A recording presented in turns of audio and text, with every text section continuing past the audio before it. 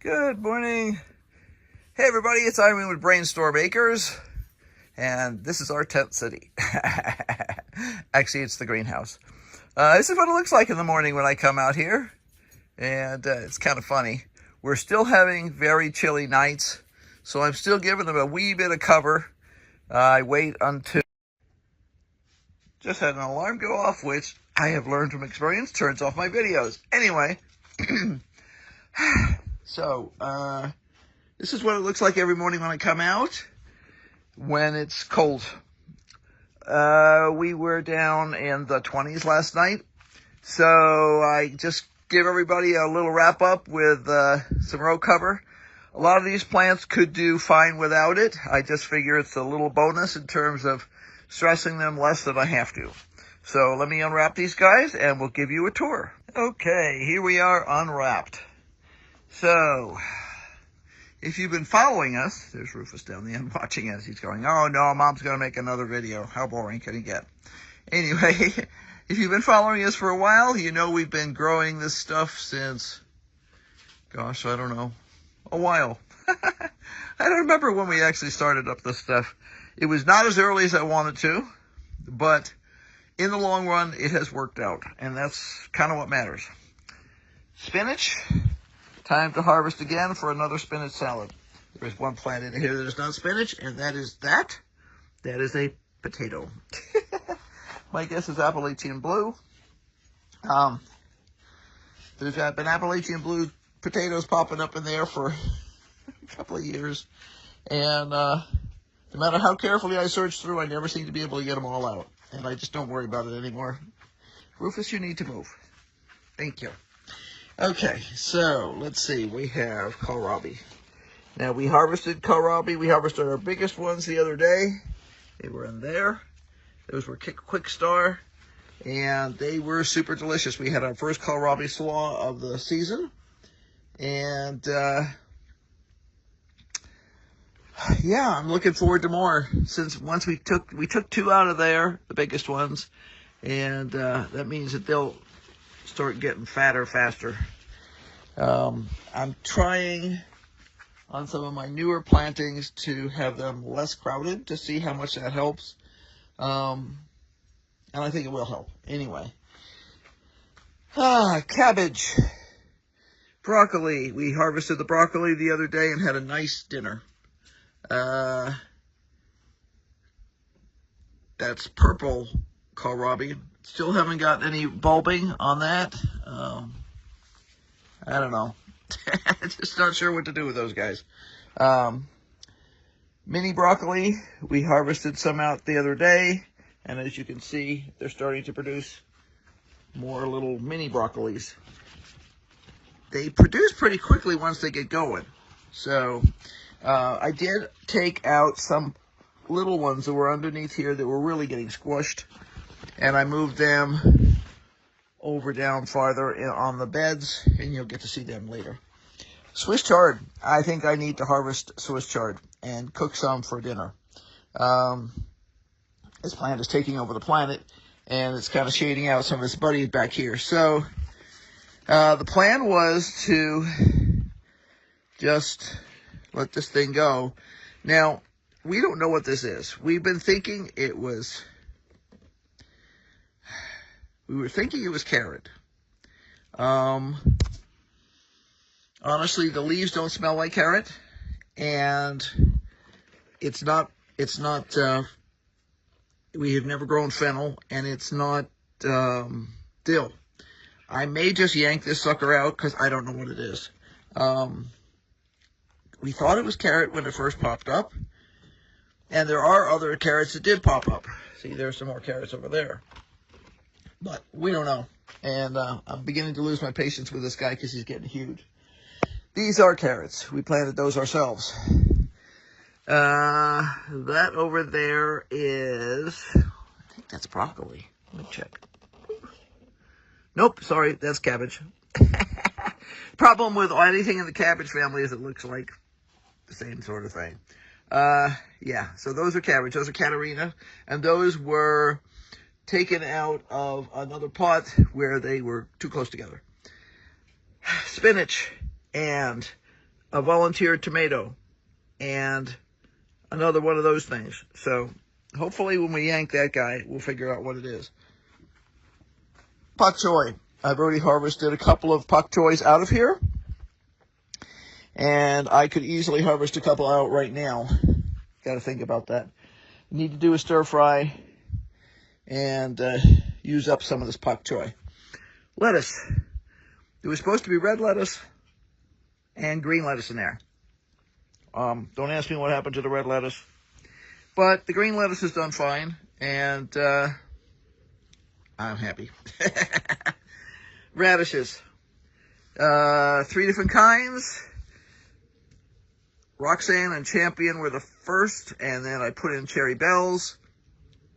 We're getting a couple of radishes a day out of there right now, and the new seeds that I put in of Cherry Bell are starting to come up nicely.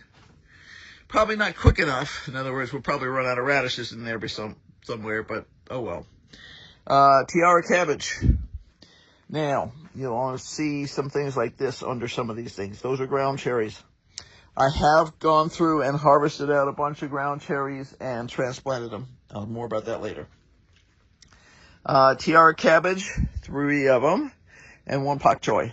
The guy was squished in, so I grabbed him out, threw him in there, and he's just blown up real fast. So he'll be harvested relatively quickly because he's just growing so fast. More lettuce. That has done real well so far, and we're very pleased that that's coming on nicely. We hope to have some lettuce to eat in a couple of weeks. Shelling peas. This has got one of those iggly-piggly names of, numbers and such. I just didn't get it trellised up quite as early as I should have. It is now trellised up so that the stuff can grow better. They're gaining on things. I mean, they're growing really well. They just haven't done any flowers yet. So we'll see. I'm watching. These are mini broccoli, and we harvested a couple out of here the other day to add to the other broccoli that we have for dinner. These are regular broccoli. Now, the other side. This is where the plants have been going to that have been crowded out of these pots over here. So what I did was I started slapping pots over here. These were just transplanted yesterday, so they're still a little wimpy. But there's 2 purple cauliflowers and 2 emerald crowns in here. And I'll give them a little extra water this morning. I'm using that trowel just to hold the ground cover up off of them. This is a brand new pot that came in here yesterday. It has had the weeds cleaned out of it and some new soil put on top, and it's been watered, but nothing's been planted yet. This is what I did with the husk cherries. Now, the problem with husk cherries is once you have planted husk cherries, they will come back forever practically. Husk cherries are a super delicious annual fruit. They're in the nightshade family. They look like a tomatillo, so they have this little paper husk on the outside and a little fruit in the center. If you do a good job and wait until they are ripe, they are like candy. They're so sweet. They have a tropical flavor that's kind of a cross between pineapple and apple or something. It's an odd flavor, but it's delicious. They remind me, it sounds like a commercial, but they remind me of my kids when they were in junior high school liking Starburst sort of things where you bite them and they squirt juice out and stuff, because they've got a relatively sort of a crisp shell to them, the way some cherry tomatoes can have. But when you pop them with your teeth, they're just wonderful tropical flavor, sweet, yummy. We've always just plain eaten them. My understanding is you can bake with them for things like coffee cakes and stuff too. Last year, I don't think I allowed any because they just attract bugs so badly. They are just like the biggest bug magnet on the planet. Any kind of a cucumber beetle or anything else like that will be there in a heartbeat. I'm risking it all. But I'm hoping that I can control that this year because I would love to have some. I just would love to figure out how the heck to get rid of the bug problem. Okay, these are sorrel radishes. Those were planted about 2 weeks ago, maybe a week and a half ago. This pot had been outside, so it has grass seeds in it, and I've been pulling a lot of grass out of here. The new sorrel seeds that I planted this week are starting to pop up, which is great. And this over here will be seaside, which is spinach, as I pick more grass. And over here we have Crunchy King radishes, and I can see that they are already popping up, which is great. So what like I said, I'm trying to work it out so that we have a steady supply of radishes. We currently have 2 people in our house, on and off, because one person's not there all the time, who likes radishes. And I don't like radishes, but I have no problem growing them, and they're a fast turnaround plant, so might as well. Let's see. Pak choy and marathon broccoli. So the stuff around the outside is pak choy. I scooped a few out of there yesterday, and that's why this guy's a little wilty, because he got bonked in the process, but he'll be fine. He's actually firm. He's not wilty. He just got knocked over a little. So marathon broccoli in the center. The pak choy will harvest out before the marathon broccoli gets monster size. And we will have not wasted space in the pot, which is the problem with using pots in a closed environment like this. Conan, that is a type of kohlrabi. I own the seeds, so I figured, we'll plant some more of them too. I don't personally find a lot of difference between the flavors, but then you'd have to do kind of a side-by-side taste test, and I think we did that once a long time ago and didn't really see that much of a difference, so I'm just using seeds because we own them. Catarina, those are cabbages. Purple of California, purple of Sicily, cauliflower. Let me try that again. I've got abbreviations on there. My brain just went away for a minute. Anyway, this guy's a little wilty this morning. Not sure why. Anyway, he might have got squashed yesterday when I was working around. Anyway, so we're giving them a shot. Emerald Crown. These were transplanted out of, right there. These were transplanted out of other pots. They were too crowded. They weren't going to do well, so I figured it made more sense to move them in here. Pak choy, again, overcrowded seedlings, where I got 100% germination where I didn't expect it. That is a brand new pot. It has nobody living in it. And this is our big treat. We've been talking about what other fruit we could add to the garden. We're big fruit eaters, and fruit can be very expensive in Arizona, and the quality is often crappy.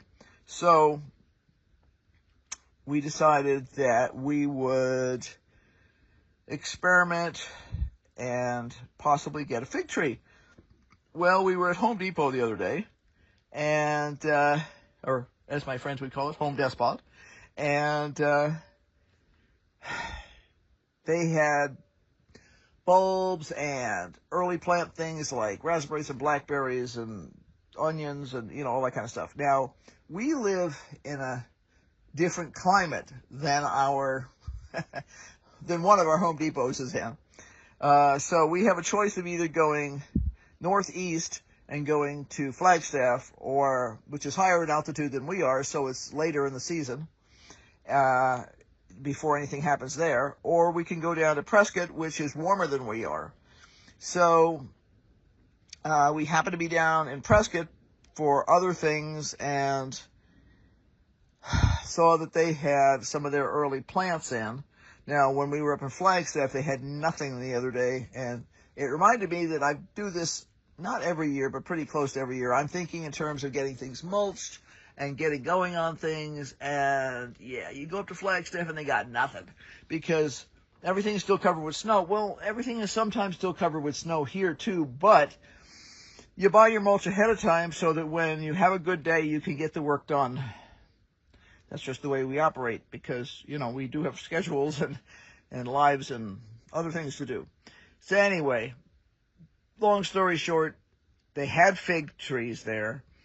I had done the research as to what variety we should be growing here, and the answer was Chicago is one of the top ones. There's other ones that are older varieties, but the current one that's considered to be like primo in terms of disease resistance and productivity and all that other happy stuff is Chicago. So I looked through the fig trees that they had, and this is a Chicago. So what I did when I was looking at the plants was I chose, these are just a whip, which means just a single stem, like that. And what I did was I chose a single stem that was flexible. It wasn't all dried out, and it had some good solid buds on it. Some of the whips that they had there, the buds were a little iffy. They looked dried out and crunchy. Or the whips themselves looked kind of dried out and crunchy. But this guy was real flexible. It seemed like it was healthy. We brought it home, stuck it on the kitchen counter because we have to decide what we're going to do with it. And it's going to be planted in the yard, but we were thinking we'd probably have to go ahead and plant it in a pot because, you know, you can only do things so quickly. And right now we're still having snowstorms and stuff. Now, this is a hardy fig. It's called Chicago because you can grow them in, you guessed it, Chicago. And that's colder and has a longer winter than we do. So, left it on the kitchen counter and noticed that the buds were starting to pop within a day or two. And yesterday decided I couldn't wait any longer, so I brought it out here. You basically unwrap it, and it's bare root, but it's packed in, I wouldn't call it peat moss. It wasn't peat moss. It was more like ground up wood shavings. But I soaked it in water for about half hour, 45 minutes. And yeah, by the end of the day, it was already popping leaves. So here we are. This is Chicago. I need to put a label on him. There's the stuff that came with him. And he was $10.98. So we decided that was a worthwhile investment. We had been thinking about it, and we just view that as kind of a fortuitous thing. He just popped up in existence when we were still thinking about it, and I knew what variety to get because I'd already done my homework. So that's the advantage of doing your homework ahead of time. Then when you find yourself in a situation where, well, gee, you know, they have plants available, you can take advantage of it. And like I said, I chose one that looked healthy, and it also has, like down around the base here, underneath that soil, there are sprouts that are coming out of the root ball. So it's going to have more than just this little stick. We're excited. We'll see what happens. We will at some point probably plant it in the yard, but I have to plant it in a cage because I don't want the gophers eating it. So that's another project. Dig an extra giant hole and build a cage out of hardboard cloth. Yeah, because I got nothing else to do. Anyway, we're happy. We've been eating kohlrabi, broccoli, spinach, radishes. You know, all in all, a great harvest so far this year. Like I said, I think it's time to harvest the spinach again. I've got between the leaves on there and the leaves on here, I've got enough for another salad. Yeah, good stuff. This was our goal, to be able to get ahead of the deal in terms of having gardening stuff done. I saw somebody post the other day, how early can I plant a garden? And people are like, well, you need to start your stuff inside and then you need to transplant. Oh, I can't do that. I kill everything.